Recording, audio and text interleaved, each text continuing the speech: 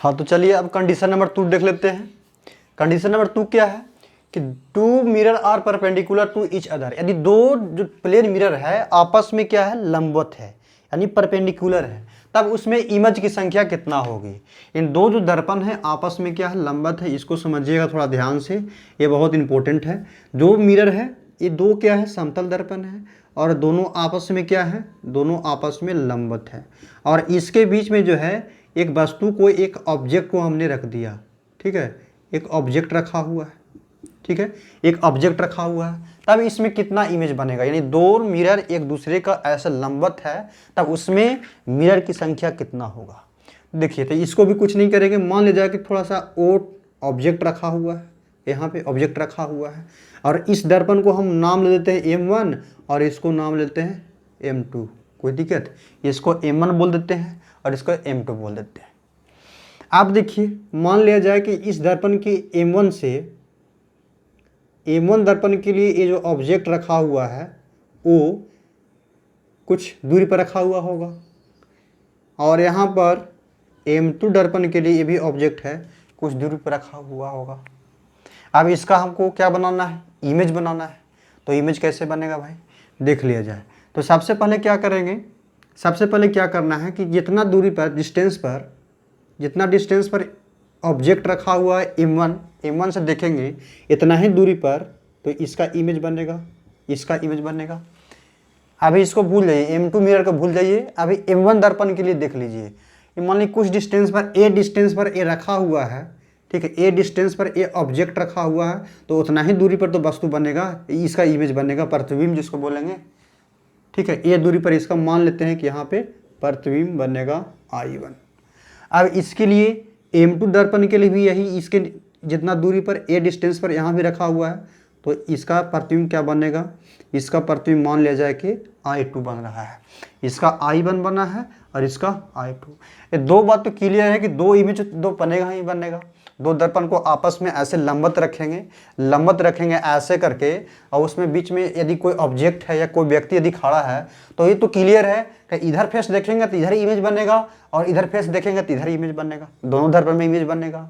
अब देखिए इसमें क्या करना है, इसमें क्या करना है, देखिए इसमें जो है इसके, इस दर्पण से आगे हम लाइन को थोड़ा सा ऐसे बढ़ा देते हैं, ऐसे बढ़ा दिए, और इसको थोड़ा सा हम ऐसे करके ऐसे बढ़ा देते हैं।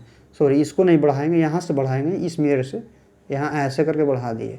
अब देखिए ये मान लिया जाए कि जो डॉट से मिलाए हैं, ये मान लिया जाए डॉट को ऐसे मिलाए हैं, M2 मिरर को आगे थोड़ा सा एक्सटेंड किए हैं, बढ़ाए हैं। तो ऐसे बढ़ाएंगे तो ये क्या सोचेगा, यहाँ जो I1 जो है इमेज, यहाँ पर सोचेगा, ये समझिए कुछ क्षण के लिए समझिए ये मिरर है, M2 मिरर है, तो ये क्या सोचेगा, यहाँ ऑब्जेक्ट रखा हुआ है, तो इसका जो इमेज है, इसका डिस्टेंस जो होगा, ए वाला डिस्टेंस आपस में इक्वल होगा। अब इसका इमेज जो है इधर बनाएगा इतना ही दूरी पर, I1 का इमेज जो है ये I2 है, I3 बनेगा इधर। अब ए मिरर को देखिए, M1 मिरर को जरी सोचिए कि ये थोड़ा सा और इधर रहता तो यहाँ पर ए ऑब्जेक्ट का काम करता कि नहीं। देखिए तो ये जो है इसका इमेज जो है, यहाँ पर यदि मिरर रहता, यहाँ पर मिरर रहता तो इसको डिस्टेंस यदि देखिएगा यहाँ से यहाँ, तो इसका M1 का अगर ऐसे एक्सटेंड करते तो यहाँ पर ये सोचते कि ये जो I2 है ऑब्जेक्ट रखा हुआ है और इसका डिस्टेंस इक्वल है, तो I2 ऑब्जेक्ट सोचेगा, कौन सोचेगा भाई, तो M1 मिरर सोचेगा। तो M1 मिरर सोचेगा कि I2 ऑब्जेक्ट रखा हुआ है कितना डिस्टेंस पर, ए डिस्टेंस पर, तो इसका मिरर जो है इधर बनेगा। अब देखिए इसमें क्या है, एक बार फिर से समझिए, दो दर्पण आपस में क्या है, परपेंडिकुलर है। यहाँ कोई ऑब्जेक्ट रख दिए, तो ऑब्जेक्ट रखे हैं कितना डिस्टेंस पर, ए डिस्टेंस पर, तो इसका M1 इमेज कहाँ बनाएगा, ए डिस्टेंस पर ही इधर बनाएगा, और M2 किधर बनाएगा, ए डिस्टेंस पर ही इधर बनाएगा। अब देखिए इस M2 दर्पण को आगे एक्सटेंड किए हैं, आगे बढ़ाए हैं, तो ये सोचेगा, ये जो I1 यहाँ पे जो दिख रहा है, I1 जो M2 दर्पण सोचेगा I1 क्या ऑब्जेक्ट रखा हुआ है, तो इसका इमेज यहाँ पे बनेगा।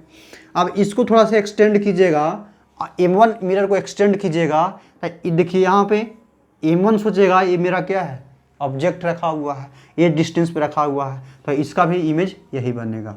तो यानी यहाँ पे जो है दो इमेज बन रहा है लेकिन दिख रहा है कितना है, एक ही। इसी को बोला जाता है ओवरलैप, यानी एक ही इमेज के ऊपर एक इमेज बन रहा है तो दिखेगा क्या एगो इमेज, एगो इमेज दिखेगा।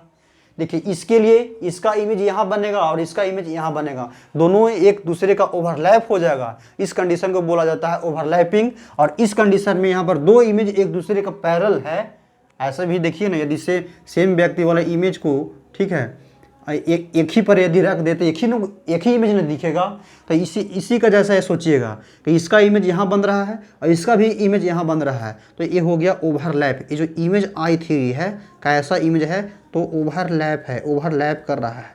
तो यहाँ पर इस कंडीशन में हम जो इमेज की संख्या लेते हैं, इस कंडीशन में जो इमेज का संख्या लेते हैं, एक को काउंट करते हैं, एक इमेज बन रहा है। कितना इमेज बनेगा, ये प्रतिबिंब की संख्या जो होगा एगो होगा। आप सोचिए तो क्या गो प्रतिबिंब हो गया, इसको सोचेंगे एगो, ठीक है, दो को बन रहा है, इसके लिए इधर बन रहा है, इसके लिए इधर बन रहा है, ठीक है, ये ओवरलैपिंग कंडीशन हो गया। तो देखिए ये तो ऑब्जेक्ट रखा हुआ है, तो एक इमेज, ठीक है, एक इमेज यहाँ और एक इमेज यहाँ, दो गो और एक इमेज ये बना, क्या हो गया, तीन गो। यानी यहाँ से हम कह सकते हैं कि यदि दो दर्पण आपस में परपेंडिकुलर है, इफ टू दर्पण is perpendicular to each other, ठीक है, और उसके बीच में हम यदि ऑब्जेक्ट रखते हैं तो उस ऑब्जेक्ट का इमेज क्या गो बनेगा, एक, दो और तीन गो। तो यहाँ से हम लोग देख लिए, फिजिकल रूप से प्रूव कर लिए कि दो दर्पण आपस में परपेंडिकुलर है, तो इस कंडीशन में परपेंडिकुलर का मतलब एंगल कितना डिग्री, 90 डिग्री।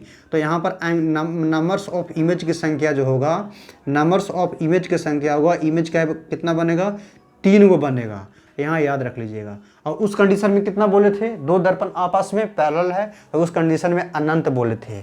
चलिए अगेन चलते हैं, इसको लाइन डायग्राम के द्वारा हम लोग देखेंगे इसका प्रूफ, थोड़ा सा तीन को बनता है या नहीं बनता है, थोड़ा सा देख लेते हैं आप लोगों को दिख रहा है या नहीं दिख रहा है।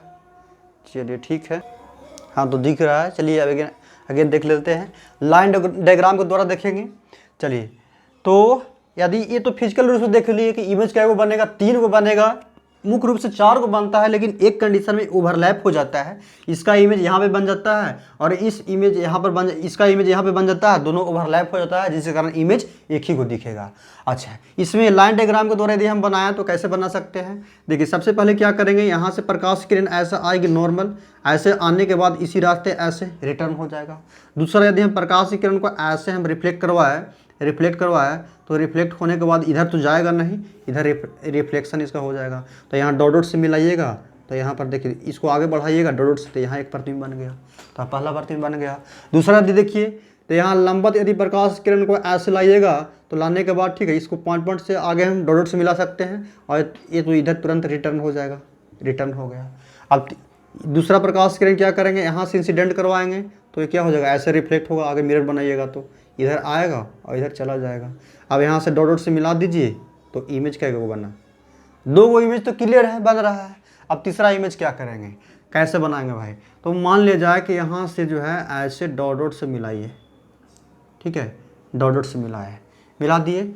अब क्या करेंगे, थोड़ा सा कुछ एंगल पर यहाँ से इंसिडेंट करवाइए, ठीक है, कुछ एंगल पर प्रकाश किरण को हम यहाँ से इसके बीच में इंसिडेंट करवा रहे हैं, कुछ एंगल पर इंसिडेंट करवा रहे हैं, ऐसे रिफ्लेक्ट होगा, ऐसे रिफ्लेक्ट होने के बाद में ऐसे चला जाएगा कि नहीं, बिल्कुल जाएगा, इधर से आएगा, इधर से जाएगा, आएगा। अब इसको हम डॉट डॉट से ऐसे मिला देंगे, पहला तो ऐसा हो गया।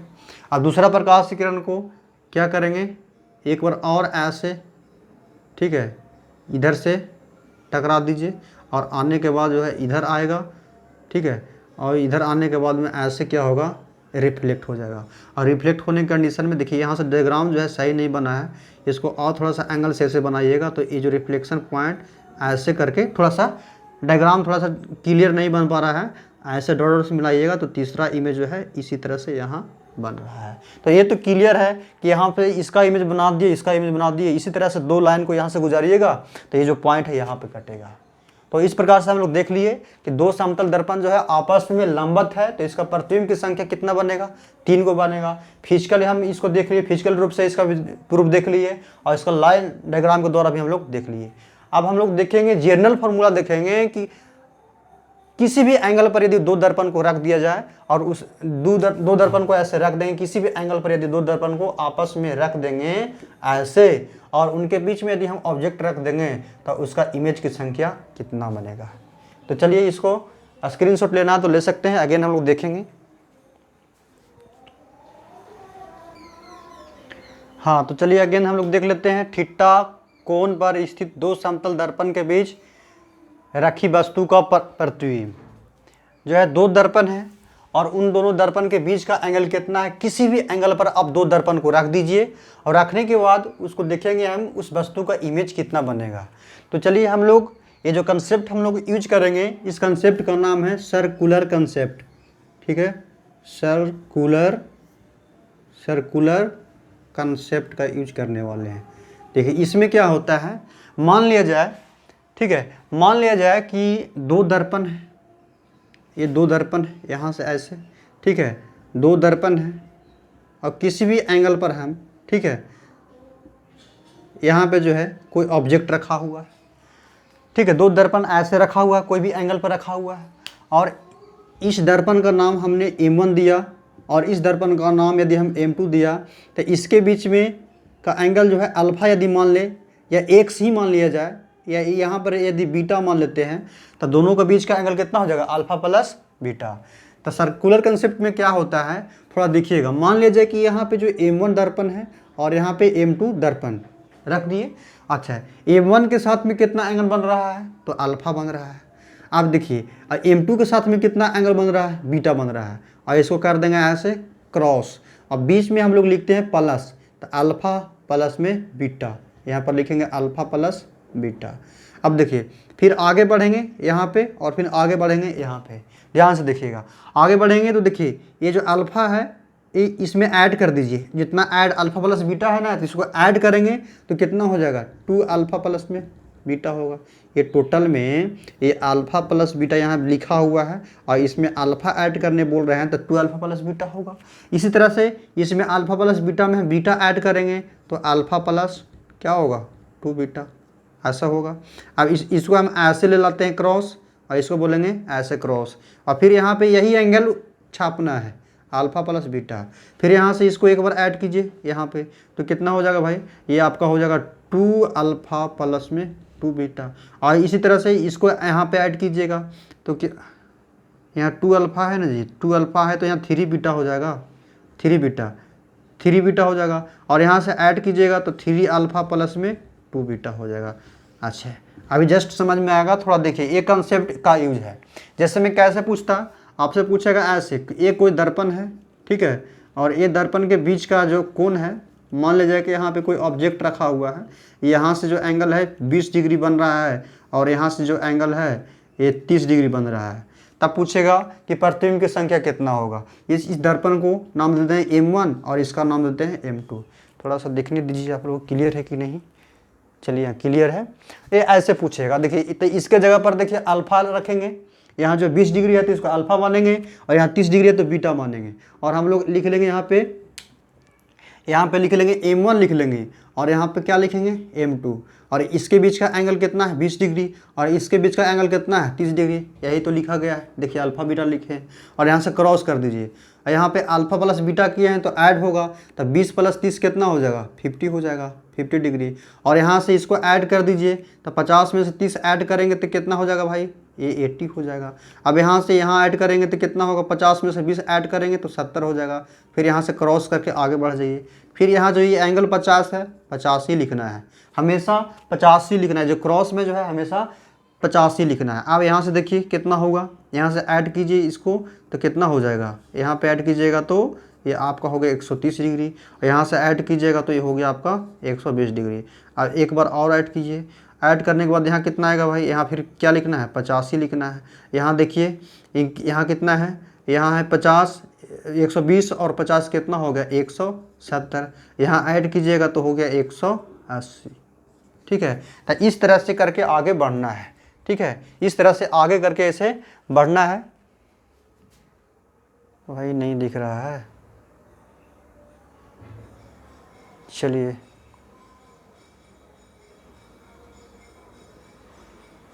ठीक है। चलिए अब दिख रहा है,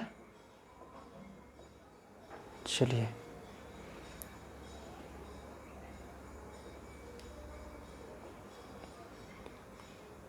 चलिए ये हो गया।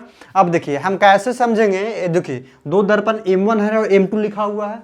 अब पूछेगा प्रतिबिंब की संख्या बताइए, कै गो प्रतिबिंब बनेगा भाई, ठीक है। तो हम ऐसा जो लाइन ड्रॉ करके बनाया था वैसा नहीं दिमाग लगाना है, ये जनरल बात बता रहे हैं।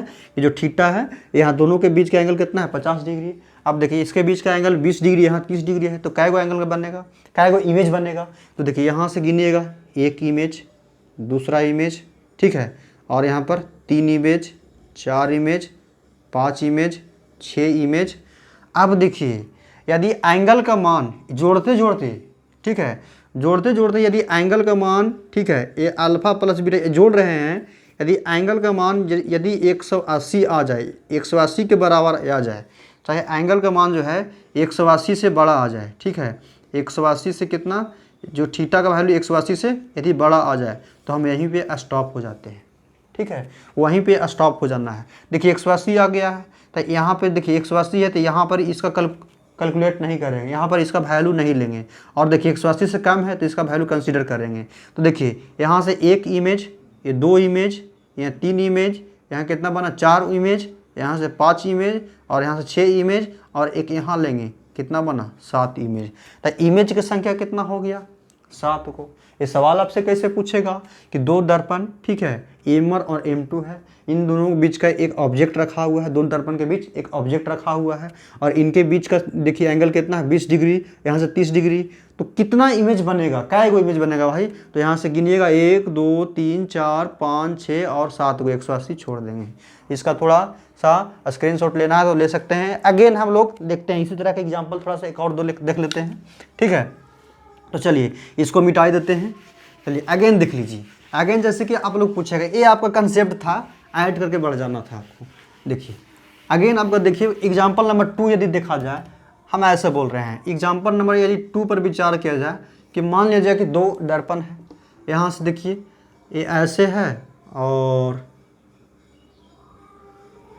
एक दर्पण ले लेते हैं, ऐसे ले लेते हैं, और यहाँ से एक दर्पण को ऐसे रख लेते हैं, और इसका जो इमेज M1 लिख लेते हैं, इस दर्पण का नाम M2 लिख रहे हैं, और यहाँ से जो है ये ऑब्जेक्ट रखा हुआ है, और इसके बीच में जो एंगल है यहाँ से देखिए 90 से ज़्यादा है ना, तो इसके बीच में और इसके बीच में ये मान लेते हैं कि 45 डिग्री है, और यहाँ से मान लिया जाए ये आपका 60 ले लेते हैं, 60 डिग्री ले लेते हैं, ठीक है।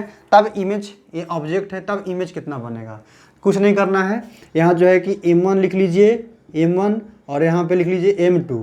अब M1 के साथ देखिए कितना एंगल है 60 डिग्री, तो 60 लिख दीजिए, और M2 के साथ कितना एंगल है, ये 45 डिग्री, तो 45 लिख लीजिए, यहाँ लिख लिए। कुछ नहीं करना है, क्रॉस ऐसे कर देना है, क्रॉस कर लिए, और यहाँ इसका अल्फा प्लस बीटा यहाँ ऐड कर देना है, तो कितना हो जाएगा 105 डिग्री हो जाएगा। अब इसको यहाँ से ऐड करने के बाद यहाँ लिखिए, तो 105 में 45 जोड़ेंगे तो कितना हो जाएगा 150 डिग्री। अब यहाँ इसमें इसे ऐड करेंगे तो कितना होगा 165 डिग्री। अच्छा ऐसे कब तक करते रहना है, जब तक 180 नहीं आ जाए या 180 से ज़्यादा नहीं आ जाए। अब देखिए यहाँ पे आपका हो गया, एक और ऐसे क्रॉस कीजिए, यहाँ पर फिर कितना लिखना है भाई, इसको छापना है 105, और फिर इसको ऐड कीजिएगा तो कितना आ जाएगा, देखिए तो 180 से ज़्यादा आ रहा है कि नहीं, ये आपका आ रहा है 270 डिग्री, तो यहाँ स्टॉप हो जाना है। यहाँ कितना आ रहा है भाई, ये आ रहा है 260 डिग्री।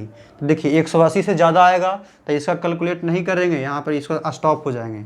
अब देखिए एक बात और देखना है यहाँ पे कि यदि एंगल 3 गो एंगल है जोड़ करके 360 या 360 से ज़्यादा आ जाए तो उस कंडीशन में, ठीक है, उस कंडीशन में हम लोग बोलते हैं, उस कंडीशन को बोलते हैं ओवरलैप, ठीक है। तो जैसे में 150 वाला एंगल लीजिए और 105 ऐड कीजिए और 165, तो कितना हुआ 0 हो गया, ये आपको 6, ये हो गया कितना 11, 1 12 हो गया, 3 और 1 4, ये आपका हो रहा है 420 डिग्री, ठीक है, 420 डिग्री हो रहा है। तो यहाँ पर जो है इस कंडीशन में यदि 360 से तीनों एंगल को ऐड करके यदि 360 से ज़्यादा आ जाए तो उस कंडीशन में जो इमेज है एक ही लिया जाता है। तो देखिए यहाँ पर इमेज क्या गो बना, 1 गो बना, 2 गो बना, एक और दो को बना, और दोनों के बाद जो ये ओवरलैप है, देखिए 360 से क्या है, यदि यहाँ पे ये दिमाग भी रखना है कि यहाँ पे जो है 3 गो एंगल, इसीलिए इस कंसेप्ट को हम, इस एग्जांपल को हम लोग लिए थे।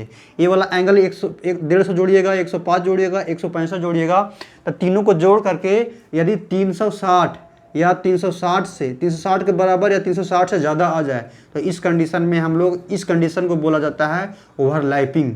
क्या बोलेंगे? ओवरलैपिंग बोला जाता है, ओवरलैपिंग, जो कि अभी जस्ट बताए कि दो दर्पण आपस में परपेंडिकुलर था, तो उसी कंडीशन का फॉलो करता है। तो यहाँ पर इस कंडीशन में तीनों एंगल यदि जोड़ करके 360 या 360 से बड़ा आ जाएगा, तो इस कंडीशन में हम यहाँ पर जो इमेज गिनवाए थे 1 और 2, यहाँ पर 3 और 1 4 देखे थे, तो इस कंडीशन में ये दोनों इमेज में से कोई एक इमेज काउंट करना है। तो कितना इमेज हो जाएगा? 1, 2 और 3 इमेज बनेगा। तो इस कंडीशन में इमेज की संख्या जो होगा, नंबर्स ऑफ इमेज जो होगा, नंबर्स ऑफ इमेज की संख्या कितना हो जाएगा? 3 हो जाएगा। तो इस कंडीशन ओवरलैपिंग वाला भी बता दिए।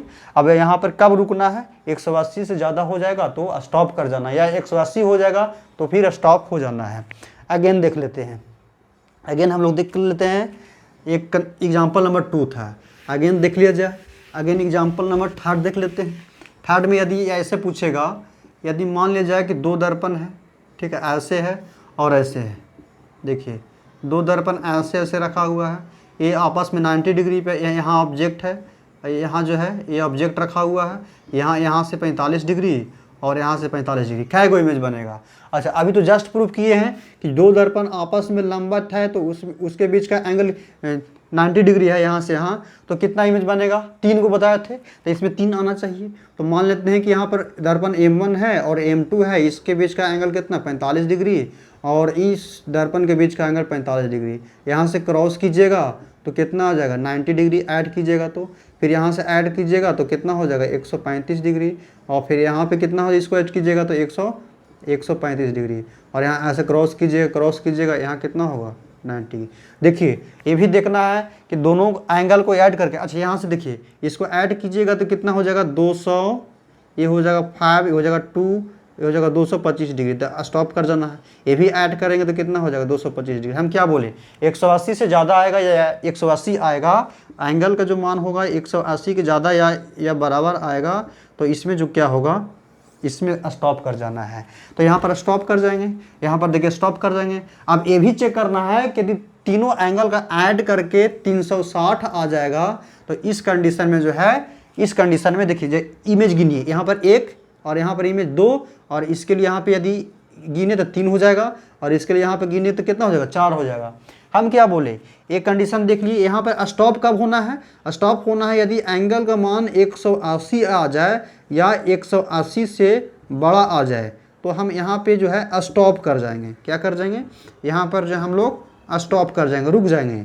अब यहाँ पर ये भी देखना है कि जो तीनों जो एंगल है ऐड करके यदि थीटा इक्वल टू 360 आ जाए या 360 से यदि बड़ा आ जाए, तो यहाँ पर इस कंडीशन में बोला जाता है ओवरलैप। क्या बोलेंगे?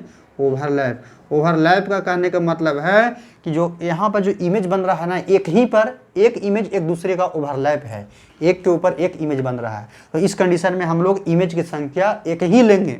तो यहाँ पर कितना है? 3 है, यहाँ पे 4 है, तो कै गो इमेज बनेगा? देखिए 1 और यहाँ पर 2 हो गया, और 2 इमेज बन रहा है और दोनों ओवरलैप है। तो इस कंडीशन में दोनों इमेज के बदले एक इमेज काउंट करते हैं, एक इमेज लेते हैं। तो ये यहाँ कितना हो जाएगा? 3 इमेज, ये दोनों के बदले 1 होगा, तो 1, 2 और 3। और हम प्रूफ भी किए थे कि 2 यदि दर्पण आपस में लंबवत है, तो दोनों के बीच का जो कोण है 90 डिग्री है, और उसके बीच में ऑब्जेक्ट रखा हुआ है, तो इमेज की संख्या क्या होगा? 3 गो। तो यहाँ पर नंबर्स ऑफ इमेज कितना होगा? नंबर्स ऑफ, यदि इमेज देखे नंबर्स ऑफ इमेज कितना, तो 3 गो इमेज बन जाएगा। चलिए इस एग्जाम्पल को भी देख लिए। अगेन हम लोग देख लेते हैं, एक और एग्जाम्पल कर लेते हैं। मान लिया जाए कि 2 दर्पण है, ठीक है, ऐसे है और ऐसे है, ये भी दर्पण है, ठीक है। थोड़ा फास्ट करेंगे हम लोग, अब सीख चुके हैं कुछ। देखिए अब यहाँ से मान लीजिए कि ये 30 डिग्री है, और ये भी कितना है भाई, ये 30 डिग्री है। इसको M2 लिखिए और इसको M1 लिखिए। अब प्रतिबिंब का वो बनेगा, तो हम जान चुके हैं। यहाँ लिखेंगे M1, यहाँ कितना लिखेंगे M2, इसके बीच का एंगल 30 डिग्री, इसके बीच का एंगल 30 डिग्री। और फिर क्या करेंगे, यहाँ से ओवरलैप, ठीक है, ये कितना हो जाएगा 60 डिग्री, इसको ऐड कर देंगे 90 हो जाएगा, इसको ऐड करेंगे 90 हो जाएगा। अभी 180 नहीं आया है, यहाँ कितना है 60, तीनों को जोड़ कर 360 से कम ही आ रहा है, ठीक है। अच्छा, यहाँ पे ऐड करेंगे तो कितना होगा 150, यहाँ पे ऐड करेंगे कितना हो जाएगा 150। फिर भी 180 नहीं आया है, यहाँ से फिर कीजिए, यहाँ पे ऐड कीजिए, कितना हो जाएगा 60। देखिए यहीं पे 360 डिग्री आ गया, 150 कितना हो गया 300, और 60 जोड़ेंगे तो कितना हो जाएगा 360 हो जाएगा। तो हम क्या बोले कि यदि तीनों एंगल को जोड़ करके यदि 360 आ जाए तो वहाँ पर उस कंडीशन को हम बोलेंगे ओवरलैपिंग। इस कंडीशन में दो इमेज की जगह पे हम लोग एक ही इमेज को काउंट करना है। तो यहाँ पर इमेज की संख्या यदि देखें तो 1 हो गया, 2 हो गया, यहाँ पे 3 और यहाँ पे 4, और दोनों को बदले क्या लेंगे 1 लेंगे, तो 4 और 1 कितना हो जाएगा 5। यहाँ पर यदि देखें तो नंबर्स ऑफ इमेज यदि देखें, नंबर्स ऑफ इमेज यदि देखें तो नंबर्स ऑफ इमेज की संख्या 5, नंबर्स ऑफ इमेज की संख्या कितना हो गया 5। अगेन देख लेते हैं, अगेन एक और एग्जांपल देखते हैं लास्ट बार। एक और एग्जांपल हम लोग ऐसे करके देख लेते हैं। एक इमेज ऐसा है और ये जो है ऑब्जेक्ट है, ये आपको एंगल यहाँ दिया है 20 डिग्री और यहाँ से दिया है 40 डिग्री। अब उसमें